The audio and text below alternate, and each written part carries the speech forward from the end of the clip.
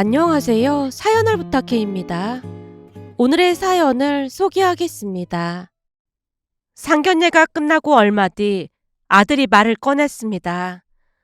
엄마, 은혜가 같이 식사하자고 하는데 언제쯤 시간 괜찮을까요? 은혜가 우리랑 같이 밥을 먹자고 했다고? 네, 결혼 날짜도 잡았고 하니까 이런저런 상의를 하고 싶은가 봐요. 그건 니들이 다 알아서 하겠다고 했잖아. 말이 끝나자마자 아들이 미간을 살짝 찌푸렸는데요. 드러나지 않게 숨겨두려 했던 제 감정이 그 한마디에 당겨 나와버렸고 제 마음을 알아차린 모양으로 아들이 입을 뗐습니다. 엄마는 은혜가 못마땅하시죠? 순간 제가 반사적으로 손사래부터 쳤습니다. 어? 뜬금없이 그게 무슨 소리야? 왠지 엄마가 은혜를 피하는 느낌이 들어서요. 혹시 은혜가 마음에 안 드세요? 아들의 질문에 눈을 피한 채 조용히 대답했어요. 그런 거 아냐. 다만 일일이 다 짚고 넘어가는 성격인 것 같아서 은혜를 만나고 오면 조금 피곤하다고 해야 할까? 은혜가 마음에 안 드는 건 절대 아니고 그냥 좀 불편할 뿐이야.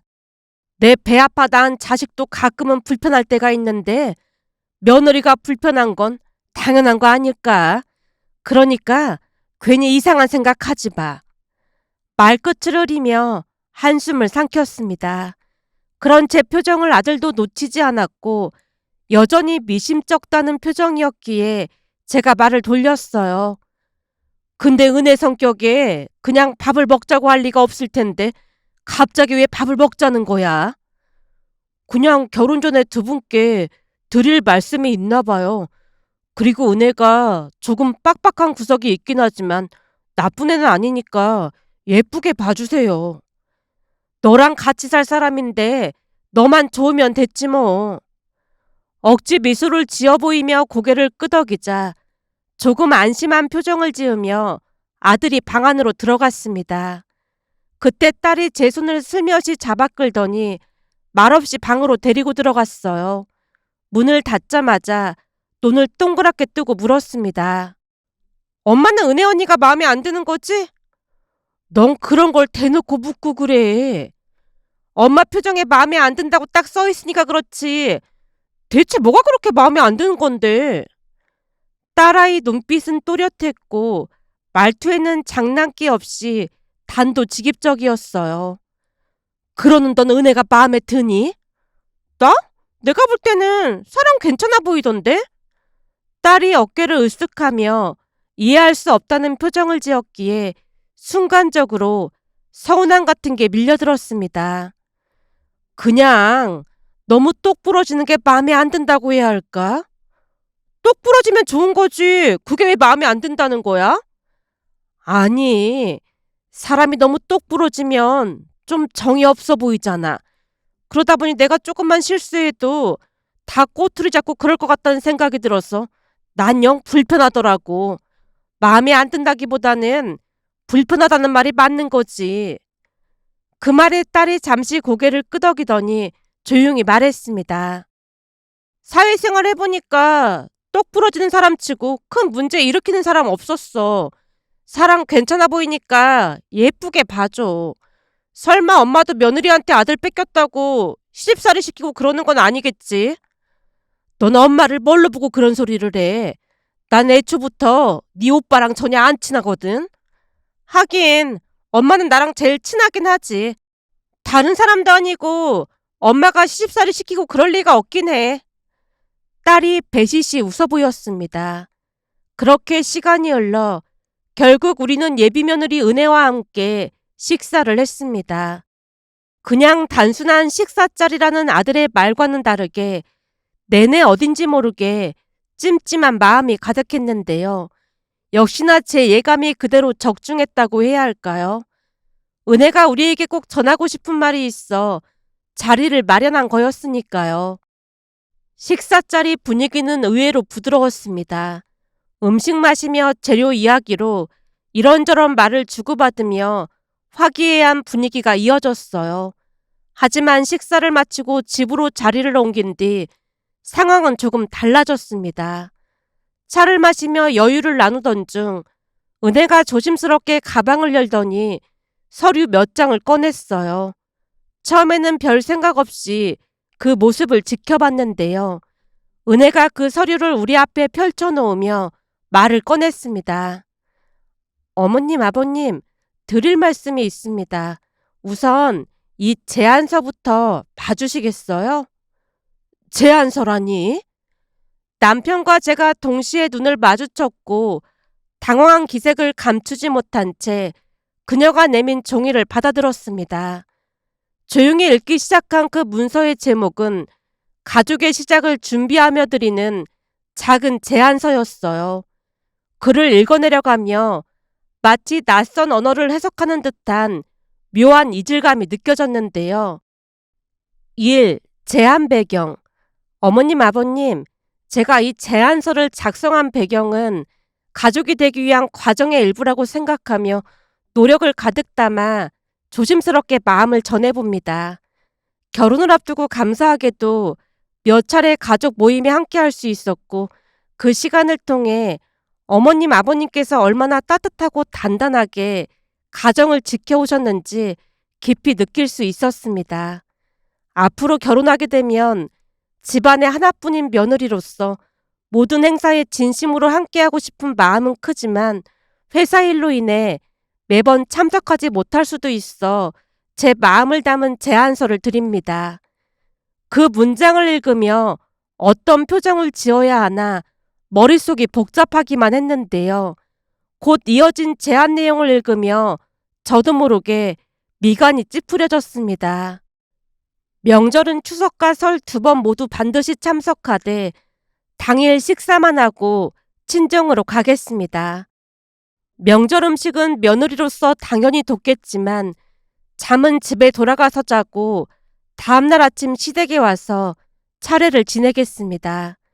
집안의 제사는 참석하는 게 맞지만 업무로 인해 참석이 어려운 경우에는 미리 알릴 것이며 그 이후 불참 사유에 대한 질문이나 전화를 상가해 주셨으면 좋겠습니다. 그 외에도 가족 행사에 대한 일정 조율, 개인의 공간과 시간 존중에 대한 항목들이 빼곡히 담겨 있었습니다. 단순한 서류 몇 장이 아니었어요. 그 문장 하나하나가 마음속 깊은 곳을 날카롭게 찌르는 듯 했습니다. 제 입장에서 볼 때 그건 단순한 제안이 아니라 통보에 가까웠다는 말이 맞겠네요. 우리와 정확한 선을 긋고 지내겠다는 며느리의 속내가 느껴졌거든요. 머릿속이 이런저런 생각으로 복잡해졌고 입술은 바짝 마른 채 아무 말도 나오지 않았습니다. 서류를 조용히 내려놓는 저를 보며 은혜가 다시 입을 열었어요. 혹시 어머님, 아버님께서도 제게 제안하실 게 있으시면 말씀해 주시겠어요? 제가 내용에 첨부하겠습니다. 잠시 정적이 흘렀고 남편이 저 대신 대답했습니다. 아니다. 우리는 제안할 내용 없어. 네가 제안한 대로 할 테니까 걱정하지 마라. 네, 감사합니다. 은혜는 미소를 지었지만 그녀의 미소는 얼음장같이 차갑게 느껴졌습니다.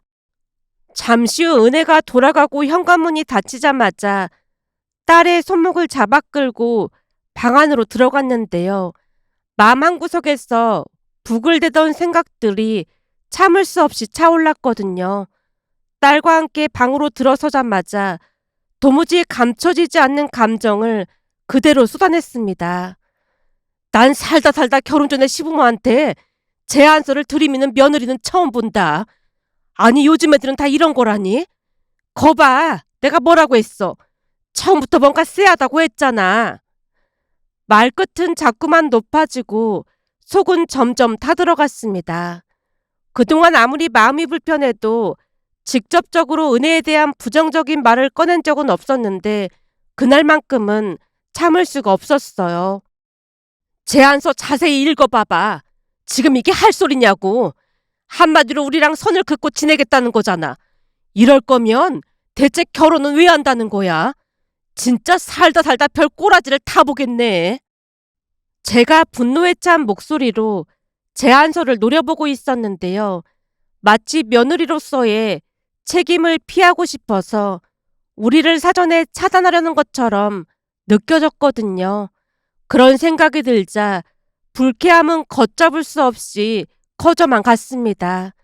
그런데 옆에서 조용히 제 말을 듣고 있던 딸이 말을 꺼냈어요. 엄마, 내가 그 제안서 살짝 봤거든? 근데 딱히 문제될 내용은 없는 것 같던데? 그 말의 순간 말문이 막혔는데요. 딸의 눈빛은 담담했고 그 안에는 저와는 또 다른 시선이 담겨 있었다고 해야 할까요? 문제될 게 없다니. 이 제안서 자체가 문제잖아. 지금 이게 예비 시부모한테 할 행동이야? 우리를 얼마나 우습게 봤으면 이런 짓을 할 수가 있어. 목소리에 힘이 들어갔고 얼굴이 벌겋게 달아올랐습니다. 저도 모르게 손을 휘저으며 부채질을 했고 그 모습을 바라보던 딸이 고개를 갸웃하다 제안서를 다시 읽으며 입을 뗐어요. 시부모님한테 제안서를 주는 게 조금 생소해서 그렇지 크게 문제될 건 없어 보여. 내가 듣기로는 요즘 며느리들 대부분은 명절에 반반 나눠서 간다고 들었거든. 딸의 차분한 설명에도 속은 여전히 끓어올랐기에 얼굴을 들이밀며 물었어요. 반반 나눠 가다니? 아, 엄마는 조금 생소할 수도 있겠구나. 내 친구 지수 얘기 들어보니까 지수는 추석에는 친정에 먼저 가고 설에는 시댁에 먼저 가더라고. 결혼 전부터 그렇게 하겠다고 시부모님께 말씀드린 모양이야. 근데 따지고 보면 며느리도 귀한 딸인데 그게 맞는 거 아닐까? 나도 결혼하면 며느리가 돼야 하는 입장이다 보니까 나도 그 말이 맞다는 생각이 들더라고. 엄마도 내가 결혼하고 난 뒤에 명절에 안 오면 서운하지 않겠어? 그건 당연하지라는 생각이 머릿속을 스쳐 지나갔지만 입이 쉽게 떨어지지 않았습니다. 결국 한숨을 길게 내쉰 뒤 대답했어요. 그렇긴 하겠지. 딸이 제 표정을 살피며 제안서의 특정 문장을 가리켰습니다. 거봐, 조금만 바꿔서 생각해보면 다르게 보이기 마련이라니까? 거기다 여기 봐봐. 제사 때도 참석을 하겠다고 되어 있잖아. 다만 회사 일로 바쁘면 참석을 못할 수도 있으니까 그 부분은 이해해주세요. 그 의미잖아. 나도 꽉 막힌 사람은 아니니까 그거야 당연히 이해하지. 근데 여기 이 부분이 기가 막히다는 거지. 불참 사유에 대한 질문이나 전화를 삼가해 주셨으면 좋겠습니다. 이 문장은 뭐냐고. 순간 손바닥으로 다리를 내리치며 울컥 솟구친 마음을 숨기지 못했어요. 아니 나를 뭘로 보고 이런 것까지 작성했어? 내가 일 때문에 바빠서 못 오는 며느리한테 전화해서 괴물을 사람으로 보여? 은혜가 나를 그렇게 봤다는 거잖아.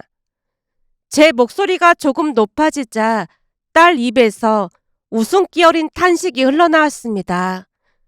이래서 고부 갈등이 생기는구나. 내가 볼 때는 엄마가 그럴 거라고 생각해서 그런 게 아니고 요즘 그런 문제로 고부 갈등 많이 일어나거든. 여기저기서 그런 얘기를 들은 게 아닌가 싶어. 보니까 사회성이 조금 없어 보이는 것 빼놓고는 큰 문제 없을 것 같아. 사회성? 요즘 공부만 잘하고 사회성 없는 사람들이 꽤 있거든. 은혜 언니도 그런 부분이 없잖아 있는 것 같아. 근데 나쁜 사람은 아닌 것 같으니까 좋게 좋게 봐줘. 사람 마음이라는 게 안 좋은 쪽으로만 보면 계속 안 좋게 보이고 좋게 보려고 하면 좋게 보인다고 하잖아. 그 원효대사의 회골물 얘기 엄마도 알잖아. 사람 마음이라는 게 그렇다니까. 엄마 마음에 안 차도 이제 가족이니까 좋게 좋게 봐줘. 사회성 부족한 건 엄마가 잘 보듬어주면 나아질 수도 있잖아. 딸의 말은 잔잔한 강물처럼 흘러나왔습니다. 그 말을 들으며 마음을 곧게 먹으려 노력했고 그래서였는지 큰 문제 없이 잘 지냈습니다. 며느리 성격이 우리에게 크게 마음을 주고 그런 성격은 아니었지만 최선을 다해 노력하는 모습에 큰 불만은 없었어요. 딸이 했던 말처럼 사회성이 조금 부족해 보이긴 했지만 뭐든지 최선을 다했으니까요.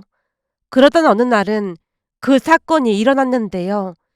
그날은 제사가 있었지만 아들 며느리에게 전화해서 굳이 올 거냐고 묻지 않았습니다. 우리끼리 준비하는데 무리가 없었기에 괜히 눈치 보게 하고 싶지 않았으니까요. 그런데 점심 무렵 현관문이 열리더니 아들 며느리가 들어오는 게 아니겠어요? 어머, 니들이 웬일이니? 오늘 제사라 왔어요. 그걸 기억하고 있었어? 근데 은혜 얼굴은 왜 그러니? 어디 아픈 거니? 그 순간 며느리가 옅은 미소를 지으며 힘겹게 대답했습니다. 감기 몸살인 것 같아요. 뭐? 감기 몸살? 아픈데 여긴 뭐하러 왔어? 당황한 채 두 사람을 번갈아 바라봤더니 며느리 얼굴에 생기가 하나도 없었고 이마에는 식은땀이 맺혀 있었어요. 옆에 서 있던 아들이 작은 목소리로 말했습니다. 제가 그냥 집에서 쉬라고 해도 굳이 와야 한다고 하잖아요. 병원은 다녀온 거니? 네, 병원에서 그냥 감기 몸살이라고 해서 약 먹었으니까 금방 괜찮아질 거예요. 얘, 네 얼굴이 괜찮지가 않은데 그냥 집에 가봐라. 아픈데 여긴 뭐하러 왔어? 그 순간 며느리가 조금은 떨리는 목소리로 말을 꺼냈습니다. 그 제안서에 회사 일이 바쁘면 참석 못한다고 했잖아요. 지금은 아픈 거지 회사 일이 바쁜 게 아니잖아요. 거기에 절대 거짓말을 하지 않겠다고 작성했는데 그런 거짓말을 하는 거잖아요. 어머님, 저 괜찮아요. 그 말에 어처구니가 없어 저도 모르게 헛웃음이 새어나왔는데요. 은혜야, 거짓말했다고 안 할 테니까 그만 가보렴. 아니에요. 그럼 작은 방에 잠깐만 누워 있을게요. 약 먹었으니까 금방 나아질 거예요. 급히 작은 방 침대에 전기장판을 깔고 따뜻한 이불을 덮어줬는데요. 며느리가 힘없이 들어가 조용히 눈을 감았고 얼마 지나지 않아 깊은 잠에 빠진 듯 해 보였어요. 그제서야 참았던 말이 터져나왔습니다. 넌 애가 저 지경인데 데리고 오면 어떡해? 아니, 안 가면 거짓말하는 게 되는 거라고 무조건 가야 한다고 했어요. 가족 간에는 신뢰가 생명이라면서 무조건 간다고 하는데 한 번 고집 피우면 못 말린단 말이에요. 아니 그 제안서가 뭐라고 이러고 있어? 은혜가 조금 답답한 구석이 있긴 한데 틀린 말은 아닌 것 같아서 왔어요. 그날 밤 며느리는 고열에 시달렸습니다. 몸은 불덩이 같았고 얼굴은 벌겋게 달아올라 있었어요. 혹시라도 응급실에 가야 하는 건 아닐까 조마조마했지만 다행히 새벽녘 열이 천천히 가라앉기 시작했습니다. 그동안 물수건을 적셔 몇 번이고 이마에 올려주며 밤을 지샜는데요. 뜬 눈으로 밤을 지새우고 소파에 앉아있던 중 며느리가 조심스레 작은 방 문을 열고 나왔습니다. 얼굴은 여전히 창백했지만 눈빛은 어딘가 달라져 있었다고 해야 할까요?